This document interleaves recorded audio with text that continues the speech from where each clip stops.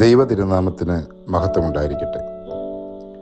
വിശുദ്ധ പൗലോസ് അപ്പസ്തോലൻ ഫിലിപ്പിയർക്ക് എഴുതിയ ലേഖനം 4-ാം അധ്യായം 15 മുതൽ 20 വരെയുള്ള തിരുവചനങ്ങൾ ഇന്നത്തെ ചിന്തയ്ക്കായി നമുക്കെടുക്കാം.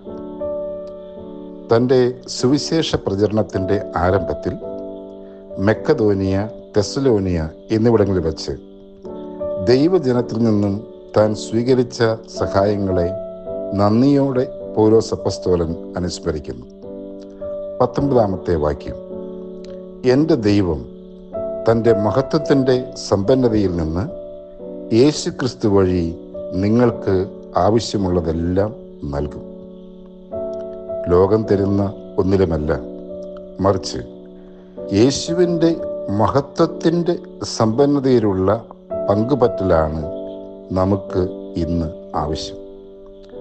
പലപ്പോഴും അനുദിന ജീവിതത്തിൽ നമ്മൾ ചെയ്യരുത് എന്നാഗ്രഹിക്കുന്ന കാര്യങ്ങൾ നമ്മൾ വീണ്ടും വീണ്ടും ചെയ്തു പോകുന്നു.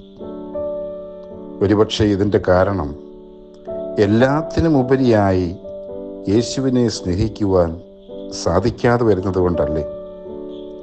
വീണിടത്ത് നിന്ന് എഴുന്നേൽക്കാൻ സാധിക്കാതെ വരുമ്പോൾ നമുക്ക് ഇപ്രകാരം പ്രാർത്ഥിക്കാം: യേശുവേ, എന്നെ നിന്നോടുള്ള സ്നേഹത്തിൽ കൂടുതലായി സ്ഥിരപ്പെടുത്തണമേ.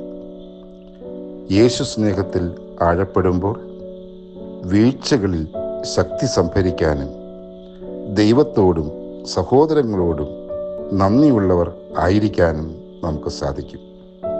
എല്ലാവർക്കും നല്ലൊരു ദിവസം ദൈവം അനുഗ്രഹിക്കട്ടെ.